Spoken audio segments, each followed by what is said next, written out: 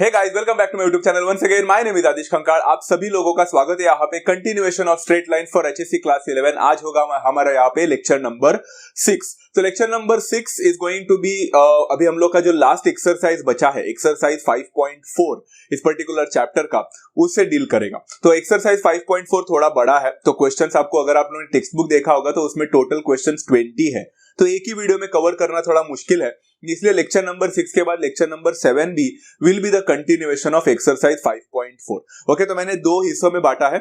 आज हम लोग यहाँ पे जो करने वाले हैं वो क्वेश्चन नंबर 1 से क्वेश्चन नंबर 9 तक करेंगे, एंड बाकी के जो बचे हुए हैं 10 से लेकर 20 वो नेक्स्ट लेक्चर में आने वाला है, बहुत जल्दी आ जाएगा। तो आज हम लोग यहाँ पे एक नया टॉपिक पढ़ रहे हैं। ऑब्वियसली लेक्चर नंबर 6 है एंड ऑब्वियसली एक्सरसाइज 5.4 है, मतलब एक नया एक्सरसाइज स्टार्ट हो रहा है, तो कुछ नया टॉपिक भी तो सीखना पड़ेगा। एंड वन मोर थिंग है, जो टॉपिक मैं सिखाऊंगा वो आज के लेक्चर में पढ़ा तो रहा हूं, तो नेक्स्ट लेक्चर में फिर से कंटिन्यूएशन में पढ़ा नहीं पाऊंगा, मैं डायरेक्टली एक्सरसाइज स्टार्ट करने वाला हूं। तो if you are willing to learn both the exercise, मतलब both the part of the exercises perfectly, आपको ये वाला पार्ट नोट डाउन करना पड़ेगा। आज काफी सारे चीजें नए सिखाने वाला हूं, एंड जो भी नया चीजें सिखा रहा हूं बच्चों, वो ना सिर्फ आपके 11th स्टैंडर्ड के लिए इंपॉर्टेंट है। तो ऐसा मत सोचना कि आपका टर्म एग्जाम हो गया मतलब आपका काम खत्म हो गया, बिल्कुल नहीं। 12th स्टैंडर्ड में फिर से ये सारी चीजें फिर से रिपीट होने वाले, सब कुछ फिर से आने वाला है, तो नोट्स बना के रखना। And at the same time competitive examination में तो ये सब कुछ जरूरी है ही। ओके, तो मैं जो भी चीजें पढ़ने वाला हूँ ध्यान से करना, समझना, लिखना, अच्छी तरह से नोट्स बनाना, ताकि आपको फ्यूचर रेफरेंस के लिए वो आसान हो सके। So what am I actually talking about, कुछ फॉर्मूले के बारे में बात होने वाली है बच्चों यहाँ पे। बिफोर स्टार्टिंग विद द फॉर्मूले, थोड़ा सा 9th स्टैंडर्ड के बारे में, हम लोग ने 9th में जो भी पढ़ाई किया था उसको ग्रास्प करते हैं। General form of equation of a line, line के काफी सारे फॉर्म्स तो हम लोग ने पढ़ लिए, slope, intercept form, point slope form, many more. But जो जनरल फॉर्म होता था बच्चों, जो हमें पता था वो क्या था, तो सभी लोगों को पता है the general form of a line was actually given by a particular equation called as ax plus by plus c is equal to 0। कुछ याद आ रहा है बच्चों? ये हम लोग ने पहले भी पढ़ाई किया है। बट एक और बात है, जहां पे a b can not be equal to 0, ऐसा हम लोग बोलते थे हमेशा, पता है ना, a कभी 0 नहीं हो सकता एंड b कभी 0 नहीं हो सकता था, ये तो हम लोग ने पढ़ लिया है। बट बच्चों, why am I actually taking all this things, because यहाँ पे आने वाला है 3 इंपॉर्टेंट फॉर्मूले। अगर सामने आप लोग के एक अच्छा खासा मस्त एकदम परफेक्टली एक स्टैंडर्ड फॉर्म में एक इक्वेशन देके रखा है, यही स्टैंडर्ड फॉर्म होता है, इसी को जनरल फॉर्म बोलते हैं। अगर वो ऑलरेडी एक अच्छा खासा जनरल फॉर्म में हो, ax plus by plus c is equal to 0 के फॉर्म में हो, तो आप है ना यहाँ पे स्लोप निकाल सकते हैं बड़े आसानी से। मतलब आप लोग को स्लोप निकालने के लिए कोई फॉर्मूला ढूंढने की जरूरत नहीं है, y2 minus y1 and all those things, इसकी कोई जरूरत नहीं है। स्लोप का फॉर्मूला बड़ा सिंपल है। The formula to find out the slope is minus a upon b। Very simple thing. a का वैल्यू पता चल चुका है, a मतलब x का कोएफिशिएंट, b मतलब y का कोएफिशिएंट, c मतलब कांस्टेंट होता है। तो उसमें से a एंड b को ले लो, उसका रेशियो निकालो एंड माइनस कर दो, ये जो भी मिलेगा वो आपका स्लोप होगा। इसके पीछे एक डेरिवेशन होता है, बट आज के लेक्चर में हम डेरिवेशन के बारे में डिस्कस नहीं करेंगे, तो ये नोट करके रखना, how to find out the slope of any equation when the general form is given to us. Simple है। बट ना सिर्फ इतना है, आप और भी बहुत सारी चीजें निकाल सकते हैं। हाँ, बट यहाँ पे एक और बात याद रखें, b कभी 0 नहीं हो सकता, सबको पता है। And one more thing, x intercept निकालना रहेगा अगर आप लोग को, सिर्फ स्लोप नहीं बट एक्स इंटरसेप्ट भी निकालना रहेगा। तो इसका भी फॉर्मूला बड़ा सिंपल है, it's minus c divided by a. Okay, समझ में आ गया? कंफ्यूज मत होना, वहां पे minus a divided by b था, यहाँ पे minus c divided by a है, जहां पे ए का वैल्यू 0 कभी नहीं होना चाहिए। Simple. And last but not the list, आप y इंटरसेप्ट भी निकाल सकते हैं with the help of the same formula. Minus C upon A जैसा ही लगता है, मतलब x इंटरसेप्ट जैसा ही फॉर्मूला है, थोड़ा सा बदल है, minus c divided by b हो जाएगा। तो ये कर दिया तो आपको यहाँ पे y इंटरसेप्ट मिलेगा, जहां पे given is b is not equal to 0। तो आई होप बच्चों सभी लोगों को ये तीनों फॉर्मूले समझ में आ चुके हैं। It's a very important basic fundamental formula है, बट बहुत ही इंपॉर्टेंट है एज फार एज योर आपके कॉम्पिटिटिव एग्जामिनेशंस आर कंसर्न। तो इतना लिख लिया सभी लोगों ने, सबको समझ में आगे ग्रास्प कर लिया। आगे बढ़ते हैं। अभी हम लोग ना कुछ फॉर्मूले पढ़ने वाले हैं। सबसे पहला फॉर्मूला है distance of the origin from a line. कोई भी एक लाइन अगर आपके सामने होगा एंड ओरिजिन अगर आपके पास है, तो वो ओरिजिन से उस पर्टिकुलर लाइन के बीच में का जो डिस्टेंस है वो अगर मुझे फाइंड करना रहेगा, तो ये फॉर्मूला हमें यूज करना है। कौन सा फॉर्मूला की बात हो रही है? यहाँ पे स्टेटमेंट पढ़ो, the distance of the origin from the line ax plus by plus c is equal to 0 is given by। Direct formula नहीं बताता, पहले आपको कुछ डायग्राम दिखाता हूँ, फिगर दिखाता हूँ, ताकि आप लोग को समझे कि हम लोग को एक्चुअली में फाइंड क्या करना है। तो यहाँ पे मैंने एक्स एक्सिस वाई एक्सिस बना दिया, ओरिजिन बता दिया, everything, and there is a line going on something like this which is touching my x axis, मतलब एक्स इंटरसेप्ट बना रहा है, एंड वाई एक्सिस को भी टच कर रहा है, वाई इंटरसेप्ट बना रहा है। तो जाहिर सी बात है जो कोऑर्डिनेट होगा वो होगा a minus C upon a comma 0। अब माइनस सी अपॉन ए कहां से आ गया, हमने अभी जस्ट 2 मिनट पहले देख लिया, वहां पे एक्स इंटरसेप्ट होता है ना वो, एंड यहाँ पे है दूसरा b 0 comma minus C upon b which is the y intercept. तो ये लिखा है। अब सच बताओ ना बच्चों, इसकी जरूरत यहाँ पे नहीं है, ये जो मैंने यहाँ पे दिया है ना वो एक्चुअल में डेरिवेशन के लिए काम आता है, बट मैं डेरिवेशन तो आज पढ़ाने वाला हूं नहीं। तो if you don't want to focus upon that coordinates पे, अगर आपका फोकस नहीं भी होगा तो भी चलेगा, कोई बात नहीं है। आप सिर्फ इतना देखना कि हमें एक्चुअल में यहाँ पे निकालना क्या। तो distance of the origin from the line, and distance हमेशा परपेंडिकुलर होता है, तो मैं यहां से एक परपेंडिकुलर डिस्टेंस निकालूंगा, ये जो है meeting at point N for example, कहीं पे भी होगा। तो जो पॉइंट होता है, जो डिस्टेंस होता है, we always denoted by a small letter p. Straight lines में याद रखना हमेशा द डिस्टेंस जो होता है वो हमेशा हम स्ट्रेट स्मॉल लेटर p से डिनोट करते हैं। तो यहाँ पे p actually means that origin से लेकर आपके लाइन तक का जो परपेंडिकुलर डिस्टेंस है उसको हमने p से डिनोट किया। अब ये p का वैल्यू अगर आपको फाइंड करना है तो there is a formula, and the formula is quite easy. शुरुआत तौर पे थोड़ा नया लगता है इसलिए थोड़ा अलग लगता होगा, बट इजी है। p is equal to mod of, मतलब कभी कभी आंसर आपको नेगेटिव भी मिल सकता है, but distance can not be negative, इसलिए मॉड निकालने का मॉड ऑफ यहाँ पे आएगा c divided by under root of a square plus b square. जहां पे abc क्या होता है आपको पता है, जनरल फॉर्म में जो abc के वैल्यूज होते हैं वो सब्स्टिट्यूट करना है, आपका काम खत्म हो गया। इसका एप्लीकेशन हम नेक्स्ट लेक्चर में पढ़ने वाले हैं, अभी लिख कर रखो। तो mod of c divided by under root of a square plus b square, पहला फॉर्मूला समझ में आया।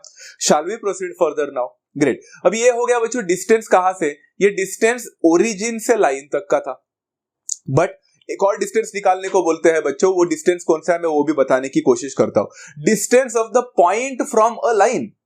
अभी इसका मतलब क्या है समझ में नहीं आया होगा, तो let me help you out with this particular figure over here.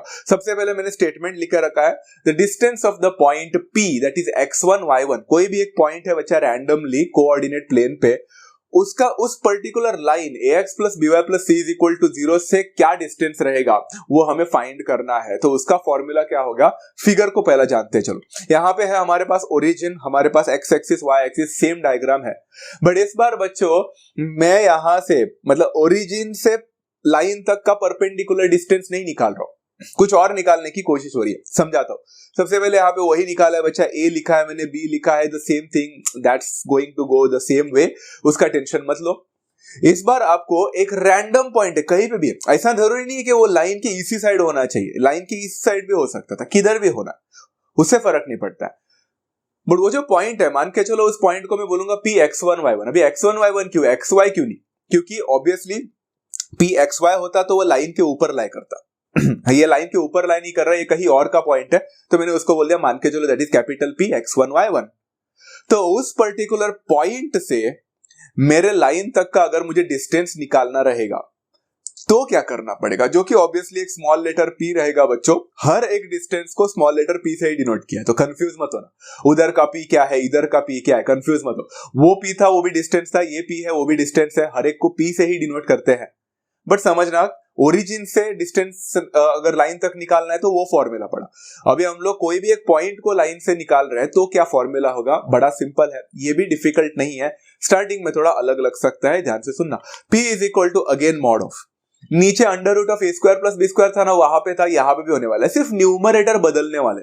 हर एक अगर कंडीशन में आपका सिर्फ डिस्टेंस का जो फॉर्मूला रहेगा ना उसमें न्यूमरेटर बदलेगा।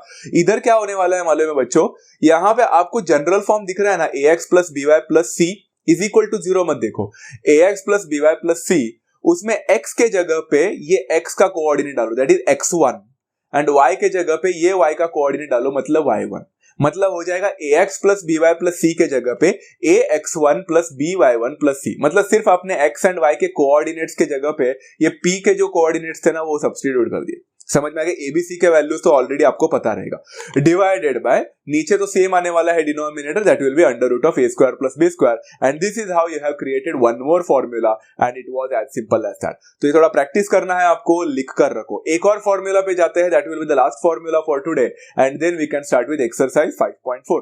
तो यहाँ पे है डिस्टेंस, फिर से अरे कितना डिस्टेंस निकालने बोलोगे, अभी कौन सा डिस्टेंस बाकी है बताता हूं। The distance between two parallel lines, मतलब बच्चों the distance between two parallel lines है, तो जरा यहाँ पे अच्छी तरह से देखो। पहला इक्वेशन जो दिया है मैंने दिया है ax plus b y plus c one is equal to 0 and दूसरा दिया है ax plus b y plus c two is equal to 0 ना। यहाँ पे बहुत सारे बच्चे कंफ्यूज होने से पहले मैं आप लोग को कुछ बताना चाहता हूं कि दो लाइन अगर पैरेलल होंगे ना तो उनके जो स्टार्टिंग के जो दो टर्म्स होते हैं ना ax एंड by वो चेंज नहीं होते हैं। अगर चेंज भी होते तो उससे फर्क नहीं पड़ता, वो एक अच्छा खासा प्रोपोर्शन में चलने वाले होते हैं। ये एक्चुअली 10th स्टैंडर्ड में आपको पढ़ाना चाहिए था कंसिस्टेंसी एंड इनकंसिस्टेंसी में, but forget about it. If you have two lines तो इनिशियल टू टर्म्स का टेंशन लेने का नहीं होता है, वो दोनों सेम भी रहता है ax by। सिर्फ जो चेंज होने वाला जो फैक्टर होता है वो थर्ड टर्म होता है, कांस्टेंट होता है, जो c1 एंड c2 होता है, जिसके वजह से लाइन अलग अलग बन गए बट फिर भी पैरेलल है। ओके चलो उसके बारे में ज्यादा डीप में नहीं बताता। अगर मेरे पास ऐसे दो लाइंस है तो उनके बीच में का अगर मुझे परपेंडिकुलर डिस्टेंस निकालना होगा तो क्या फॉर्मूला होगा, सिंपल है। पहले डायग्राम बताता हूं। यहाँ पे है मेरे पास x axis origin, y axis whatever it is, everything is provided and मेरे पास यहाँ पे दो लाइन है। For example this is my first line, मान के चलो इसको बोलो ax plus b y plus c one is equal to 0 and मेरे पास है एक और लाइन, इसको बोलो ax plus b y plus c two is equal to 0। दोनों लाइन है, इन दोनों के बीच में मुझे एक यहाँ पे से एक परपेंडिकुलर निकालना है। मैंने परपेंडिकुलर निकाला। हाँ यहाँ पे एक और बात है, मैंने जो परपेंडिकुलर डिस्टेंस निकाला है उसमें एक one of the point is actually touching the x axis, वो फिर से डेरिवेशन बनाने के लिए वैसा किया था कन्वीनियंस के लिए। यहाँ पे टेक्स्ट बुक में दिया था ये डिस्टेंस, क्या मतलब ऐसा नहीं होगा हमेशा कि आपका एक्स एक्सिस को ही टच होकर डिस्टेंस निकालना, ऐसा कुछ नहीं, आप डिस्टेंस कहीं से भी निकाल सकते हैं। Is that clear? But derivation बनाने का था इसलिए one of the coordinates was necessary, इसीलिए टेक्स्ट बुक में दिया था, मैंने भी वैसे ही बना दिया डायग्राम। तो बट आप कहीं से भी डिस्टेंस निकालो, क्या फर्क पड़ता है, डिस्टेंस तो सेम ही रहेगा ना। तो यहाँ पे हमको डिस्टेंस निकालना है एंड वो डिस्टेंस क्या होगा, distance will be p obviously, उसका फॉर्मूला निकालते हैं। तो फिर से फॉर्मूला है p is equal to mod of, same to same, denominator में सेम होने वाला है, under root of a square plus b square. But इस बार आपका न्यूमरेटर में क्या होगा, it is very simple, it is c1 minus c2। c1 minus c2 जो कि दो कांस्टेंट है, उन दोनों का subtraction divided by a square plus b square का अंडर रूट। अगर मैंने a square minus b square बोला होगा गलती से, तो a square plus b square होना चाहिए डिनोमिनेटर में। यहाँ पे c1 माइनस c2 ही कैसे, c1 किसको समझे c2 किसको समझे, c2 माइनस c1 कर दे तो चलेगा क्या, क्या फर्क पड़ता है, कुछ नहीं फर्क पड़ता, बिकॉज आफ्टर ऑल मॉड है।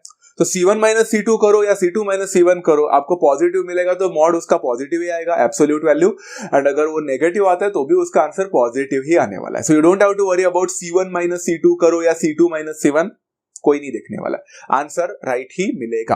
तो यहां तक मैंने जो भी आप लोगों को बताया बच्चों, जो पूरा थियोरेटिकल टॉपिक था डिस्टेंस निकालने का, आई होप सभी लोगों को सारी चीजें समझ में आ चुकी है। हाँ ये बात अलग है कि ये जो तीनों कॉन्सेप्ट मैंने अभी बताया है, ये डिस्टेंस वाले पार्ट, ये आज के लेक्चर में मैं नहीं पढ़ाने वाला इससे रिलेटेड क्वेश्चन, बट हाँ वो slope, x intercept and y intercept से रिलेटेड क्वेश्चन आज हम लोग यहाँ पे पढ़ने वाले हैं। So everyone be prepared for the same.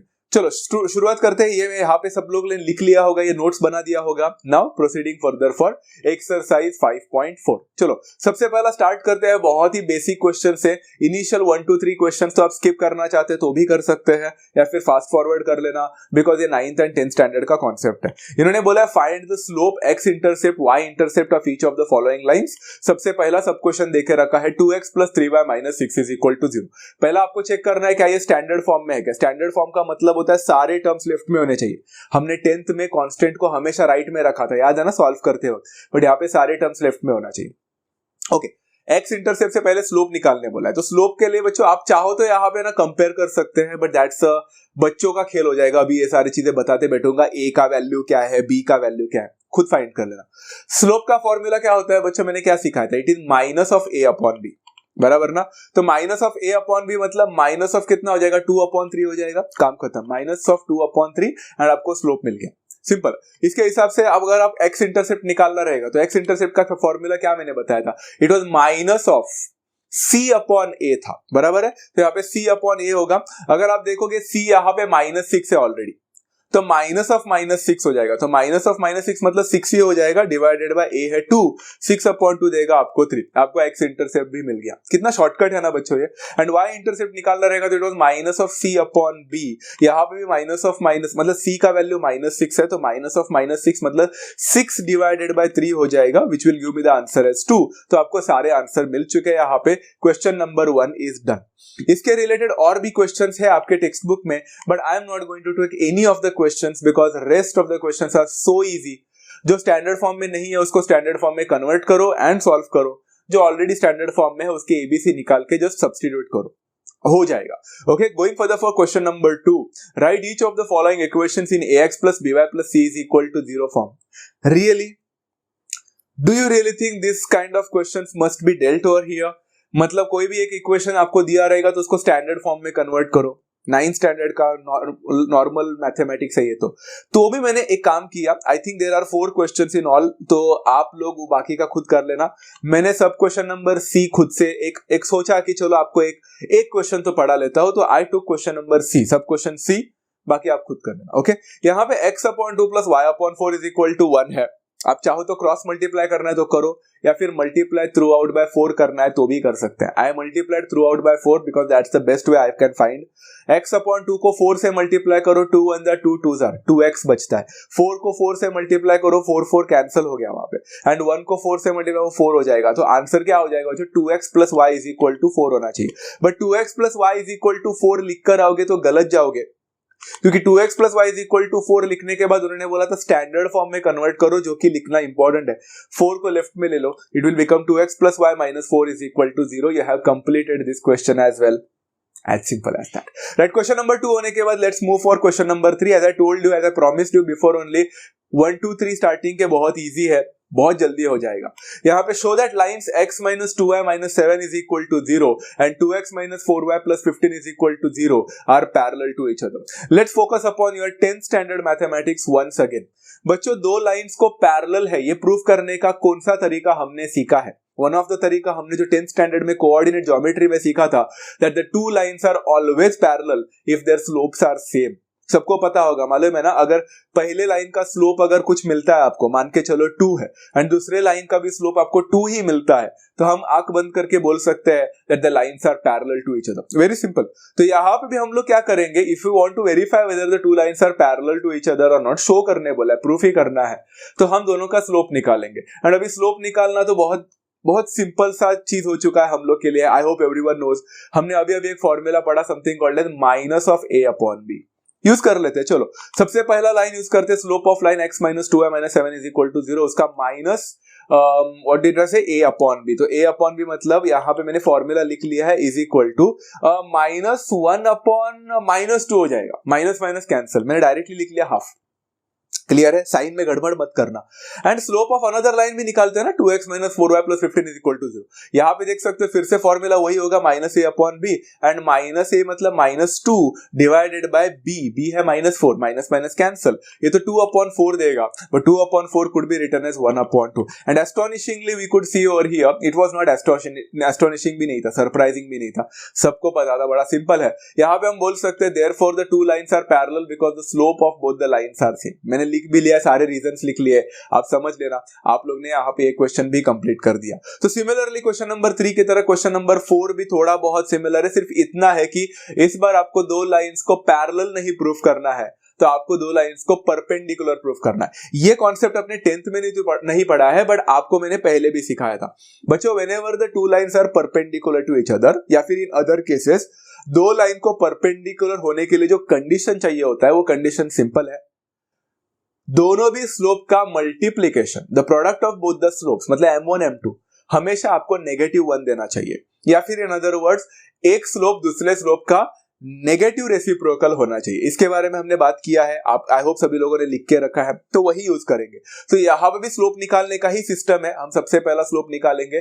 पहले लाइन का स्लोप मैंने इस बार m1 करके बोला ताकि आप लोग को थोड़ा इजी हो सके, तो -a अपॉन b ही होने वाला है, बट -a अपॉन b इधर फिर से 1 अपॉन 2 ही देने वाला है मुझे, because the equation is matching to the previous one. यहाँ पे दूसरा वाला जो है, जिसको मैं m2 बोलूंगा स्लोप, यहाँ पे क्या आ जाएगा, it will become -a upon b once again, but -a upon b मतलब -2 अपॉन 1, मतलब -2 देना चाहिए। चलो मैंने -2/1 लिखा है, ओके इट इज -2 और here, so I got both the answers. वैसे देखकर ही पता चल रहा है बच्चों, both the answers, both the slopes are negative reciprocals of each other, but फिर भी हम लोग एक बार लिख लेते हैं द प्रोडक्ट m1 m2 जब मैंने निकाला यहाँ पे तो वह 1/2 को -2 के साथ मल्टीप्लाई करना था, 2 and 2 गॉट कैंसल्ड एंड मुझे यहाँ पे क्या मिला, -1 मिला। एंड हमने क्या बोला था बच्चों, whenever the product of the slopes become -1, इसका एक ही मतलब होता है that the two lines are perpendicular to each other। तो रीजन भी लिख लिया बच्चों, the lines are perpendicular to each other, reason तो ऑलरेडी ऊपर लिख लिया था तो काम खत्म है, because the product of their slopes is actually -1। Simple था बच्चों। क्वेश्चन नंबर 4 तक कुछ भी दिक्कतें हुई, anything you found out very difficult to be, I hope not, this are all basics, okay. हाँ चलो यहाँ पे एक और क्वेश्चन बाकी है, वो भी नहीं लिखा है, एक और हम लोग ने देखा नहीं, एटलीस्ट मैंने तो नहीं देखा, तो आप लोग ने देखा होगा शायद। उन्होंने बोला कि show that the lines are perpendicular कर दिया, but find there point of intersection, वो भी तो मांगा है ना। अब ये 9th स्टैंडर्ड का मैथ्स है। Find there point of intersection का मतलब क्या है मालूम है, कि दोनों लाइन कहां पे इंटरसेक्ट हो रहे हैं। आपको नहीं लगता बच्चों, आपने ग्राफिकल मेथड में भी पढ़ा है, या फिर पॉइंट ऑफ इंटरसेक्शन मतलब वो दो लाइन का यूनिक सॉल्यूशन ही होता है। मतलब if someone asks you the point of intersection, all you need to do is वो दो इक्वेशन को सॉल्व करना होता है, साइमल्टेनियस सॉल्व करना तो सबको आता है। तो x - 2y - 7 is equal to 0 को मैंने इक्वेशन नंबर 1 बोला, 2x + y + 1 is equal to 0 को मैंने इक्वेशन नंबर 2 बोला। अब चाहो तो कांस्टेंट को भी राइट में लेके जा सकते थे, जस्ट द ओल्ड स्कूल वे, हम लोग ने पहला जैसा किया था वैसे कर सकते, नहीं तो ऐसे भी कर सकते हो। यहाँ पे मैंने आप लोग के ऊपर थोड़ा असाइनमेंट दिया है, I want everyone to try this question on your own. मैंने डायरेक्टली लिखा है सॉल्विंग 1 and 2, आपको सॉल्व करना पड़ेगा।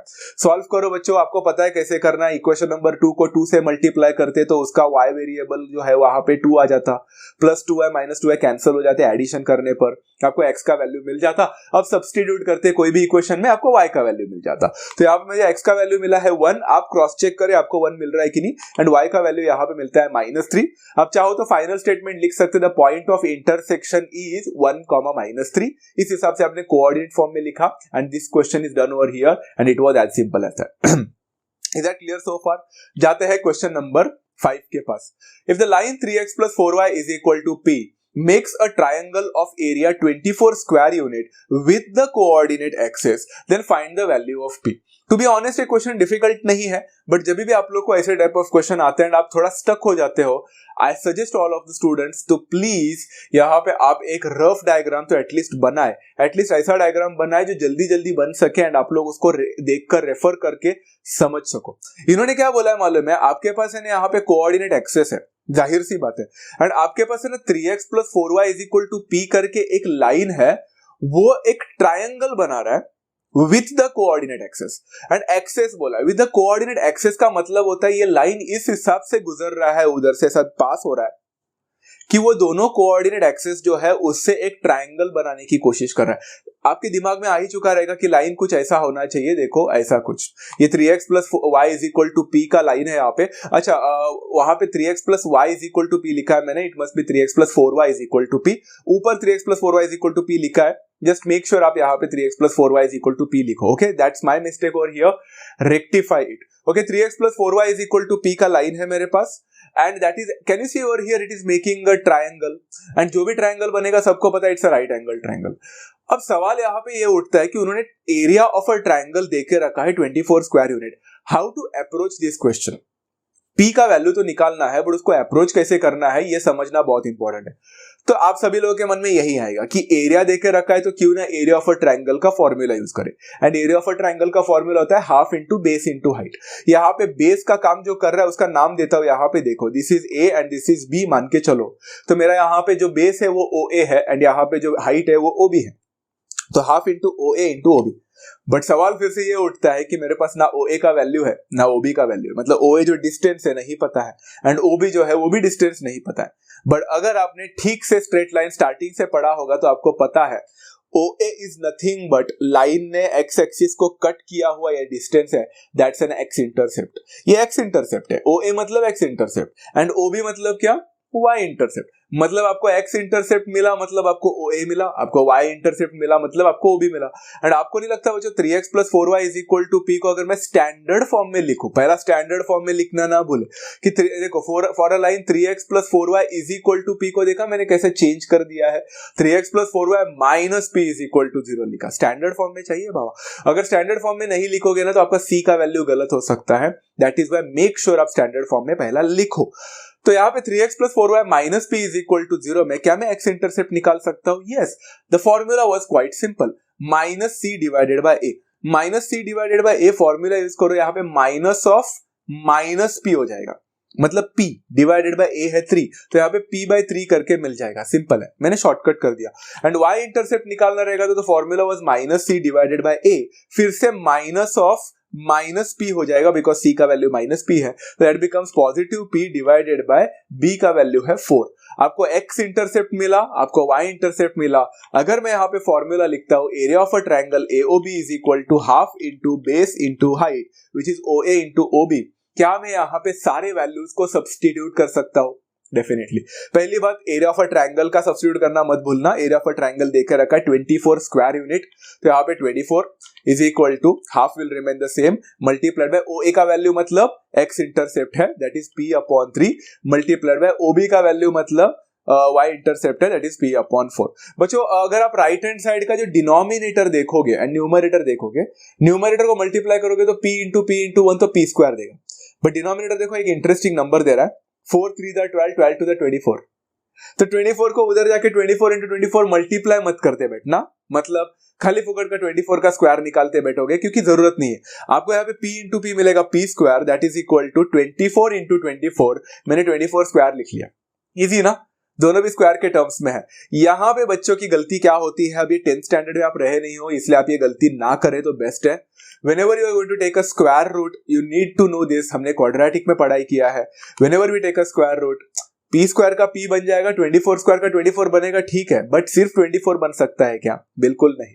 यहाँ पे 2 पॉसिबल सॉल्यूशंस होंगे, one will be plus और the another will be minus 24 over here, and this is how you have solved this question। आपको p का वैल्यू पूछा था, आपने p का वैल्यू निकाल लिया, it was as simple as that। देखा क्वेश्चन इजी होते हैं, राइट। चलो क्वेश्चन नंबर 6 में जाते हैं। यहाँ पे find the coordinates of the foot of the perpendicular drawn from the point a -2, 3 to the line 3x - y - 1 = 0। Believe me this question, ऐसा ही टाइप का क्वेश्चन हमने 5.3 में डील किया था, तो इट्स मोर और लेस द सेम, थोड़ा अलग है। आप खुद ट्राई कर सकते हैं वीडियो को पॉज करके, अगर आपको नहीं समझा तो देख सकते हैं।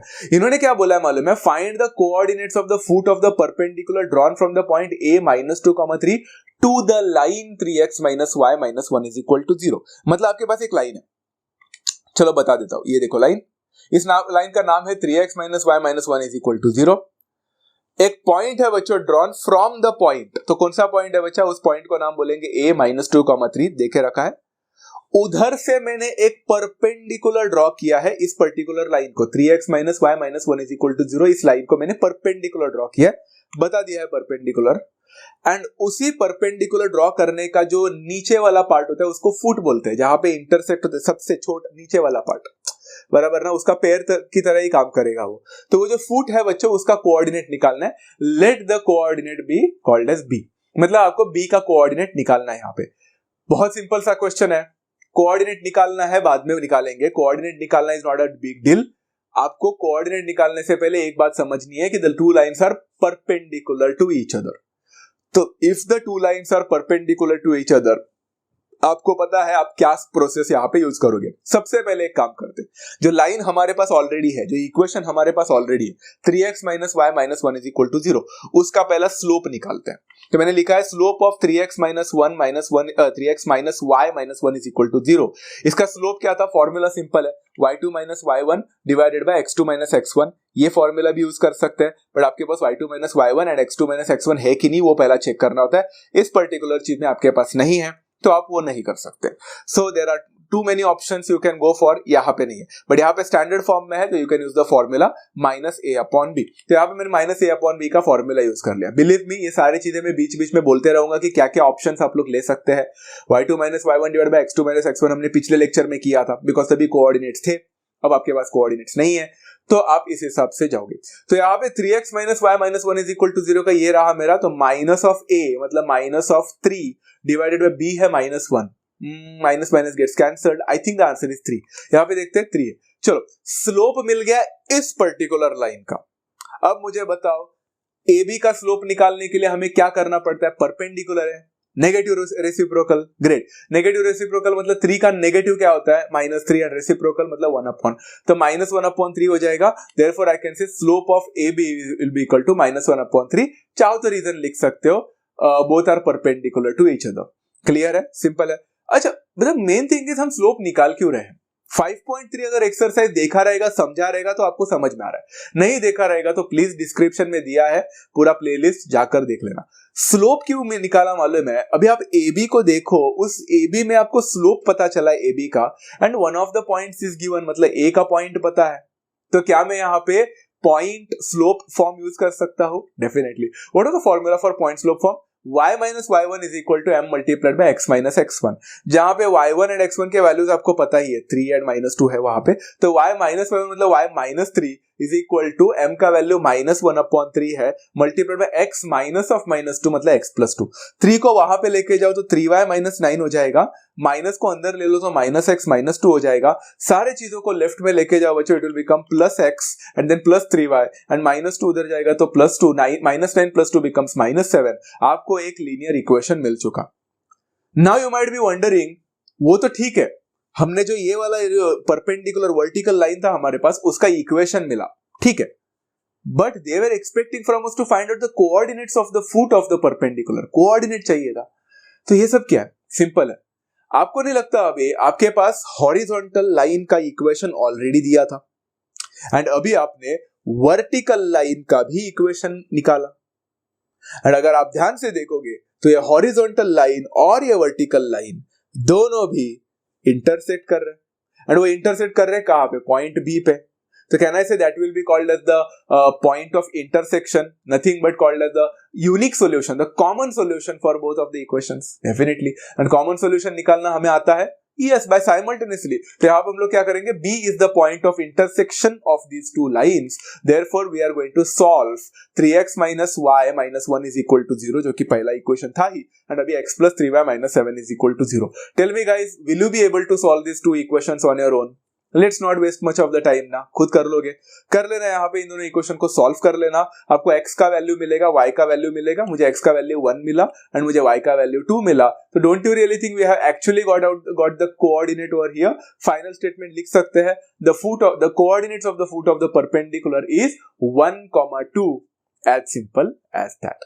क्लियर है गाइस, अप्रोच समझ रहे हो सभी लोग, होपफुली समझ में आ रहा है, होपफुली आप सभी लोग मेरे वीडियो को रेफर कर रहे हैं एंड कॉपी नहीं कर रहे हैं, खुद करो सब कुछ। बहुत सारे कमेंट्स आ रहे हैं यूट्यूब में, सर ये अब तक लेक्चर आपने लिया नहीं है, नेक्स्ट वीडियो आने दो। सर आई जस्ट होप कि आप नेक्स्ट वीडियो को रेफरेंस के लिए यूज कर रहे हैं and not for something where you are going to wait for my video to come, and जब तक मेरा वीडियो आता नहीं है तब तक आप कुछ करोगे ही नहीं, ऐसा मत करना। Try solving the question on your own, you need to solve. मेरे हर वीडियो के बीच में 2-3 दिन का गैप होता है, तब आप लोग को नेक्स्ट स्टेप खुद करना चाहिए। नेक्स्ट क्वेश्चन आप, जैसे फॉर एग्जांपल एक्सरसाइज 5.4 के 9 क्वेश्चंस आज मैं जो ले रहा हूं, उसके आगे के क्वेश्चंस जो है 10 से लेकर 20, ये मेरा अभी वीडियो रिलीज होने के बाद आप लोग को सबसे पहला उसको खत्म करना है, मतलब नेक्स्ट वीडियो मेरा रिलीज होने से पहले आपको करना है। And whenever you are going to get stuck in between, then you are going to use my video as a reference.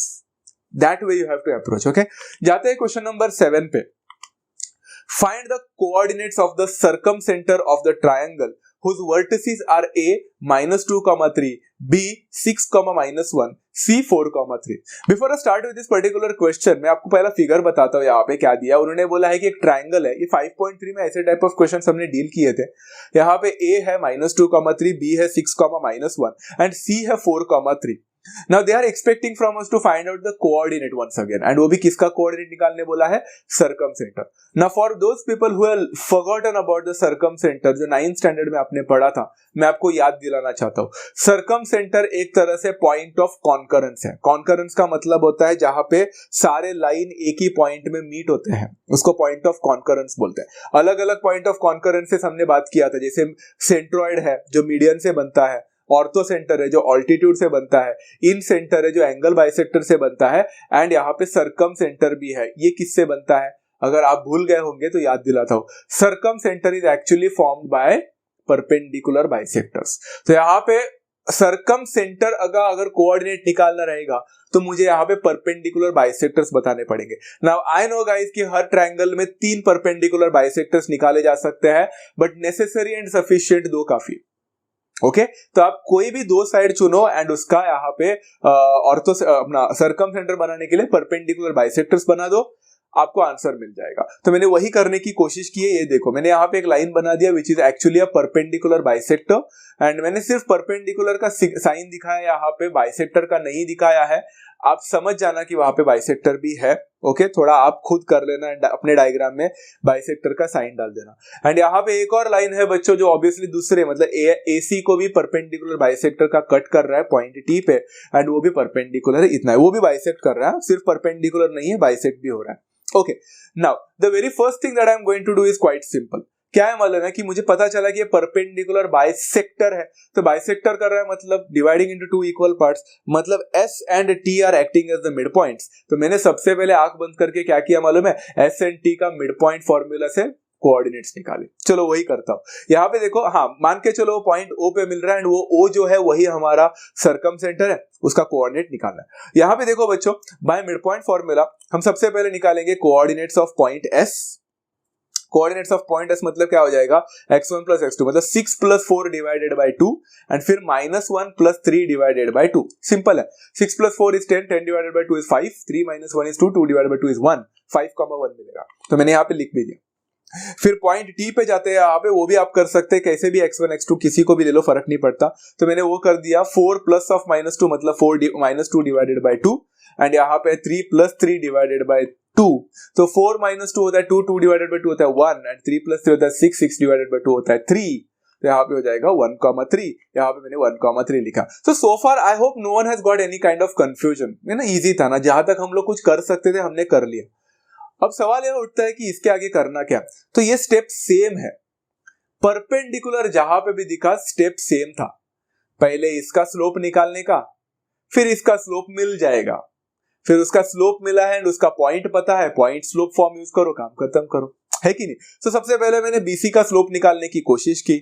Slope of BC निकालना बड़ा आसान था। यहां पे मैंने y2 minus y1 upon x2 minus x1 use किया ना। सोचो क्यों, क्योंकि यहाँ पे इक्वेशन नहीं था, माइनस a अपॉन b नहीं काम करेगा, 2 पॉइंट थे, y2 माइनस y1 वाला काम करेगा। Getting my point over here, वही मैं वहां पे बताने की कोशिश कर रहा था। तो y2 minus y1 x2 minus x1 करो, यहाँ पे 3 प्लस 1 हो जाएगा, minus of minus 1 divided by 4 minus 6 हो जाएगा, that is 4 divided by -2, that has to be -2, तो यहाँ पे -2 मिलेगा। स्लोप ऑफ BC मिला है बच्चों, तो आपको नहीं लगता आपको स्लोप ऑफ OS मिल जाएगा। उधर -2 मिला तो OS कितना हो जाएगा, परपेंडिकुलर होने की वजह से नेगेटिव रेसिप्रोकल, -2 का नेगेटिव रेसिप्रोकल होता है 1/2, पॉजिटिव बनेगा एंड 1/2 बनेगा। चलो आपको पहला स्लोप मिला, बट स्लोप मिलने से काम नहीं चलता। स्लोप मिला है एंड पॉइंट भी दिया है, पॉइंट S देखो 5,1 है, तो मैं यहाँ पे पॉइंट स्लोप फॉर्म यूज कर सकता हूँ, which is y minus y1 is equal to m multiplied by x minus x1। Okay, x1 y1 is 5 and 1 respectively, तो y minus 1 is equal to half multiplied by x minus x1 जो कि 5 है। Half कहां से मिला, ऊपर slope है। Okay, 2 को वहां पे लेके जाओ, so what do you get is 2y minus 2 is equal to x minus 5. x minus 5 को इधर रहने दो, इसको इधर लेके जाओ, it will become x minus 2y, then minus 5 and minus 5 को उधर लेके गया मैं, तो 5 minus 2 हो गया, that is 3. Now why did I do this way? मैंने इसको स्टैंडर्ड फॉर्म में क्यों नहीं लिखा है, क्योंकि मुझे सॉल्व करना था, इक्वेशन नंबर 1 करके लिखा। क्यों सॉल्व करना था, दिमाग लगाओ। क्वेश्चन में क्या पूछा है, फाइंड द कोऑर्डिनेट्स। कोऑर्डिनेट निकालना है मतलब जाहिर सी बात है उन दोनों का पॉइंट ऑफ इंटरसेक्शन, तो सॉल्व करना पड़ेगा। अब चाहो तो इसको स्टैंडर्ड फॉर्म में लिख सकते थे, लिखा तो भी चलेगा, नहीं लिखा तो भी चलेगा। अब ना बच्चों यहाँ पे थोड़ा सा आई वुड गो स्लो, मैं थोड़ा यहाँ पे स्लो जाने वाला हूँ, and I would everyone to please listen to what I am trying to say. इधर ना अब मैंने OS का इक्वेशन बना दिया, OS का। अब आपको बोला है find the coordinates of the circum centre, तो आपके मन में क्या चल रहा है, अभी यही चल रहा होगा ना। सिमिलर फैशन में हम अभी OT का भी इक्वेशन निकाल सकते हैं। एंड फिर ओटी का इक्वेशन मिला एंड ओएस का इक्वेशन मिला, सॉल्व कर लिया, पॉइंट ऑफ इंटरसेक्शन मिला, काम खत्म हो गया। कितना इजी चल रहा है, हमारे दिमाग में यही चल रहा है, बराबर है, and everything is going smooth as well. तो इसके लिए आप प्रोसीजर क्या अपनाओगे? आप प्रोसीजर अपनाओगे सेम सर, लास्ट टाइम हमने बीसी का स्लोप निकाला था, अब हम एसी का स्लोप निकालेंगे। एसी का स्लोप निकलते ही हमें परपेंडिकुलर जो कि ओटी है उसका स्लोप मिलेगा नेगेटिव रेसिप्रोकल से, एंड वो मिला तो पॉइंट स्लोप फॉर्म यूज करेंगे। एवरीथिंग इज गोइंग स्मूथ, बराबर ना? यहाँ पे थोड़ा सा बात थोड़ी सी खटकती है एंड थोड़ा अलग है, and I want to explain you why. क्या होता है मालूम है? एक काम करो, वीडियो को अभी के अभी पॉज करो, मैं जो बोलने वाला हूं वो करो, एंड होता है कि नहीं पहले चेक करना। ओके, वीडियो को पॉज करना, मैं क्या बोल रहा हूं पहले करो। पहले एसी का स्लोप निकालो गाइस, वीडियो को पॉज करो एंड एसी का स्लोप निकालो। चलो निकाला एवरीवन। अच्छा, how many of the students got the slope of AC to be 0? मिला 0। जाहिर सी बात है, क्यों 0 मिला होगा? बिकॉज y2 माइनस y1 करने के बाद 3 माइनस 3 था, तो 0 मिला वहां पे, जाहिर सी बात है। चलो अभी फिर से वीडियो को पॉज करना है आपको। स्लोप ऑफ एसी निकालने के बाद अभी स्लोप ऑफ ओटी निकालो, that is a negative reciprocal. चलो वीडियो को पॉज करो एंड चेक करो। हाँ, कर लिया। नाउ टेल मी गाइस, यहाँ पे ओटी का आप लोग को कितने लोगों को स्लोप मिला? क्या आप बोलोगे सर कैसे मिलेगा? I got the slope of AC to be 0, तो उसका नेगेटिव रेसिप्रोकल, अरे 0 का रेसिप्रोकल होता है 1/0, मतलब नॉट डिफाइंड। तो मुझे ओटी का जो स्लोप होता है वो नॉट डिफाइंड मिला, तो मैं स्लोप ही नहीं निकाल पाया। Is that what everyone is facing a problem over here? Absolutely. Now, why are we facing this problem? इसके लिए थोड़ा डीप जाना पड़ेगा बच्चों, हम लोग को थोड़ा सा डीप में जाना पड़ेगा, and at the same time आपका 9th स्टैंडर्ड 8th स्टैंडर्ड का कॉन्सेप्ट बहुत अच्छा होना चाहिए। ये मैं आपको हेल्प नहीं कर पाऊंगा, आपको थोड़ा देखना पड़ेगा। द थिंग इज, अगर आप AC वाला लाइन को देखोगे तो आपको पता चलेगा वहां पे A जो कोऑर्डिनेट है उसका कोऑर्डिनेट देखो, A पॉइंट का कोऑर्डिनेट देखो -2,3, फिर जो C है वो है 4,3, एंड फिर जो T है वो है 1,3। आप देख रहे हो बच्चों, हर एक कोऑर्डिनेट जो है उसमें आपका X कोऑर्डिनेट भले ही बदल रहे हैं, पर आपका Y कोऑर्डिनेट बदल ही नहीं रहा। 3 3 3 3 3, इसका मतलब एक ही होता है बच्चों। ऐसा कब होता है मालूम है? ऐसा तभी ही होता है जब आपका लाइन होता है ना, that is parallel to x axis. क्योंकि लाइन जब पैरेलल होता है एक्स एक्सिस से, तभी ही आपका एक्स अलग बदलेगा, बट आपका वाई हमेशा कांस्टेंट रहेगा। समझ में आ गया?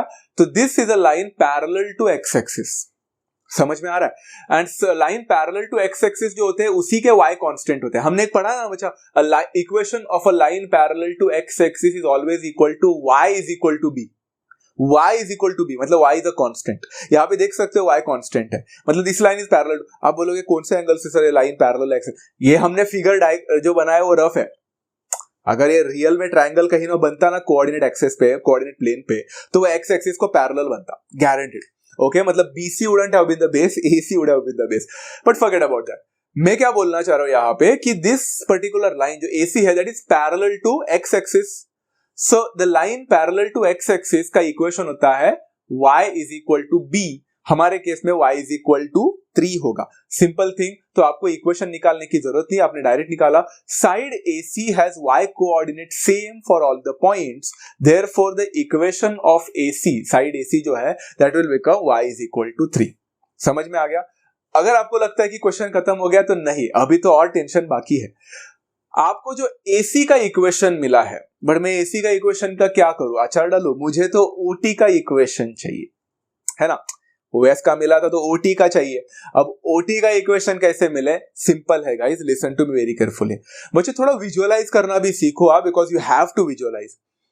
अगर AC जो है, AC वो जो AC यहाँ पे दिख रहा है, मैंने इसको ऐसा, it is parallel to x axis ना, एक्स एक्सिस से पैरेलल है, एंड वो OT आपको दिख रहा है, क्या मैं बोल सकता हूँ वो परपेंडिकुलर है। तो any line which is parallel to x axis, उससे अगर मैंने परपेंडिकुलर ड्रॉ कर दिया तो ये परपेंडिकुलर होगा, वो किससे पैरेलल होगा? फिर से पूछता हूँ, any line which is parallel to x axis, अगर मैंने उसको परपेंडिकुलर ड्रॉ कर दिया तो जब परपेंडिकुलर होगा वो किससे पैरेलल होगा? Parallel to Y axis. तो कहना है OT is parallel to y axis and any line which is parallel to y axis has the equation x is equal to constant, x is equal to a। But सवाल ये उठता है कि x is equal to a तो ठीक है, but x is equal to a का value कहां से निकाले? सिंपल है, the OT is passing through point T, जाहिर सी बात है उसका जो कांस्टेंट x का वैल्यू है वो 1 है। दिख रहा है बच्चों वहां पे? किधर भी अगर आप कोई करते हैं ना, आपका y बदल जाता बट आपका x नहीं बदलता, वो 1 ही रहता because it is passing through. वही लिखा मैंने यहाँ पे, OT is perpendicular to AC and it is passing through T1,3। तो जाहिर सी बात है, it will become x is equal to a, मतलब the equation of OT is x is equal to 1 and इसको मैंने इक्वेशन नंबर 2 मान लिया। मतलब हमारे पास अभी दो इक्वेशन है। पहला इक्वेशन कौन सा था बच्चा? OS का, x minus 2y is equal to 3 जो है वो OS का इक्वेशन है एंड OT जो है उसका इक्वेशन है x is equal to 1। Simple सा इक्वेशन। तो क्या मैं इक्वेशन नंबर 2 से ऑलरेडी मुझे x का वैल्यू मिल चुका है, वो 2 को मैं सब्स्टिट्यूट कर सकता हूं इक्वेशन नंबर 1 में। सब्स्टिट्यूट करो बच्चों, 1 वहां पे 1 में डाल दो तो क्या मिलेगा? तो y का वैल्यू मिल जाएगा आप लोग को -1। आपको x का वैल्यू मिल गया 1, आपको y का वैल्यू मिल गया -1 and that is the point of intersection. तो बच्चों उन्होंने बोला था find the coordinates of the circum centre. The coordinates of the circum centre आपको मिला है। The coordinates of the circum centre over here is 1, -1 and that's how you complete this terrible question, a horrible question. It was not that as simple as that. For those people जो थोड़ा visualise करने में नहीं जम रहा है तो आप प्लीज डायग्राम करके कर लेना। अगर आपको समझा है तो बेस्ट है guys, because this was the only question that was concerning me a lot. Okay, तो यहाँ पे क्वेश्चन नंबर 7 हो गया। अब क्वेश्चन नंबर 8 में नहीं ले रहा हूं, इसके पीछे सेम रीजन है। जो नेक्स्ट क्वेश्चन जो है क्वेश्चन नंबर 8 वो ऑर्थो सेंटर के ऊपर है। ऑर्थो सेंटर मतलब altitudes drawn from the opposite vertex to the line and उसका कोऑर्डिनेट निकालने बोला। उसमें कोई टेंशन नहीं है, वो जल्दी निकलता है, उसमें ये वाला झंझट नहीं है। And at the same time question number 8 का जो क्वेश्चन है सेम टू सेम डिटो 5.3 में है। मैंने पढ़ाया है वहां पे ऑर्थो सेंटर के बारे में, सेम है, सिर्फ उन्होंने कोऑर्डिनेट्स बदले हैं। So you can definitely refer to that question, you will understand. Okay, so I am not going to take that question, it's the same one. Last question for today, show that lines 3x minus 4y plus 5 is equal to 0, 7x minus 8y plus 5 is equal to 0 and 4x plus 5y minus 45 is equal to 0 are concurrent. Find their point of concurrence. फिर से बोलता हूं, concurrent का मतलब होता है जहां पे सारे लाइंस एक ही जगह पे मीट होते हैं, उनका एक मिलने की जगह। ओके, अब क्या होता है मालूम है बच्चों? सिंपल है। इन्होंने बोला है कि हमें प्रूफ करना है कि जो 3 लाइंस आपके सामने दी है वो कॉन्करेंट है, मतलब they are meeting at a same point. आपको पता है बच्चों, तीनों लाइन को एक साथ कॉन्करेंट प्रूफ करना थोड़ा मुश्किल रहता है, बट 2 लाइन को हम कॉन्करेंट प्रूफ कर सकते हैं। कॉन्करेंट नहीं, 2 लाइन तो मीट होंगे। बट मैं क्या बोलना चाह रहा हूं मालूम है? हम क्या करेंगे, यहाँ पे एक एक्सपेरिमेंट करेंगे। सिंपल है, हम ना कोई भी 2 इक्वेशंस उठाएंगे हमारे चॉइस के, इन तीनों में से कोई भी उठाओ। मैंने पहला उठाया एंड दूसरा उठाया एंड उन दोनों इक्वेशन को मैं सॉल्व करूंगा साइमल्टेनियसली। एंड सॉल्व अगर वो हो पाया, अगर वो सॉल्व हुआ, तो क्या मैं बोल सकता हूं सॉल्व हुआ मतलब उन दोनों के पास एक कॉमन सॉल्यूशन तो है, मतलब वो दोनों तो बिल्कुल मिल रहे हैं, मतलब वो पैरेलल नहीं है, वो लोग इंटरसेक्टिंग है। सॉल्यूशन मिलेगा तो जाहिर सी बात है मिलना तो चाहिए, तो इतना तो गारंटीड है कि 2 लाइन तो मिल रहे हैं। ओके, 2 लाइन तो मिल रहे हैं मगर छुपके छुपके। बट अगर हम लोग यहाँ पे देखेंगे तो तीसरे लाइन का क्या करना है? पहला 2 लाइन तो देखते हैं। चलो एक काम करते हैं, 3x minus 4y plus 5 is equal to 0 को इक्वेशन नंबर 1 बोल दिया and 7x minus 8y plus 5 is equal to 0 equation number 2 बोल दिया एंड मैंने इसको चुपचाप से हमारा जैसा हम लोग पहले सॉल्व करते आए हैं वही सॉल्व करते आ रहा हूं। मल्टीप्लाइंग इक्वेशन 1/2 कर लिया तो हो जाएगा 6x minus 8y plus 10 is equal to 0। यहाँ पे इक्वेशन नंबर 3 बोल दिया। आप देख सकते हैं -8y दिख रहा है, मतलब सब्ट्रैक्ट करना है। सब्ट्रैक्ट कर लिया बच्चों मैंने यहाँ पे 3 from 2 कर लिया, तो मैंने डायरेक्टली 3 from 2 कर लिया है। 3 from 2 है तो -8y कैंसिल हो गया, 7x minus 6x x हो गया, 5 minus 10 minus 5 हो गया, 0 0 तो 0 है। x minus 5 is equal to 0, I can say therefore x is equal to 5। काम खत्म। x is equal to 5 मिलते ही किसी भी इक्वेशन में सब्स्टिट्यूट कर दो। मैंने इक्वेशन नंबर 1 में सब्स्टिट्यूट किया, मैंने देखा थोड़ा सा यहाँ पे क्या आंसर मिल रहा है। अगर मैंने चेक कर लिया तो मुझे y का वैल्यू भी 5 ही मिला। तो चेक करो guys, are you getting the same answer और नॉट? हाँ, यहाँ पे आप देख सकते हैं कि मुझे सॉल्यूशन मिला एंड वो सॉल्यूशन है 5 and 5, मतलब 5,5। मतलब बोल सकता हूं द 2 लाइंस, स्टार्टिंग के 2 लाइंस जो है वो मिल रहे हैं एंड वो एक कोऑर्डिनेट बना रहा है 5,5 बराबर। इधर तक तो राइट है, मतलब ये 2 लाइन तो मिल रहा है। अब तीसरा लाइन मिल रहा है कि नहीं, ये कैसे पता करें?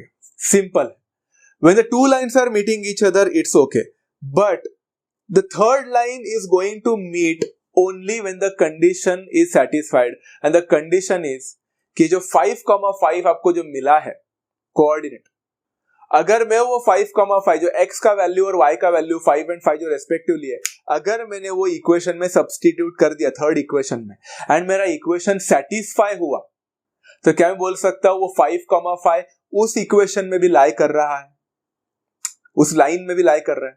एंड जाहिर सी बात है अगर 5,5 उस लाइन में लाई कर रहा है मतलब वो 5,5 से ही गुजर रहा है, मतलब every other line are passing through that particular point itself, बराबर ना। तो सेटिस्फाई हो रहा है कि नहीं चेक करना पड़ेगा। तो मैंने यहाँ पे लिखा है 5,5 is the common point of lines for this particular two lines, but substituting 5,5 in the LHS of the third equation, that is 4x plus 5y minus 45 is equal to 0 मत लिखो, हमें चेक करना है, वेरीफाई करना है। So that will become 4 into 5 plus 5 into 5 minus 45. 4 5 20 होता है, 5 5 25 होता है, 20 plus 25 होता है 45, 45 minus 45 is 0.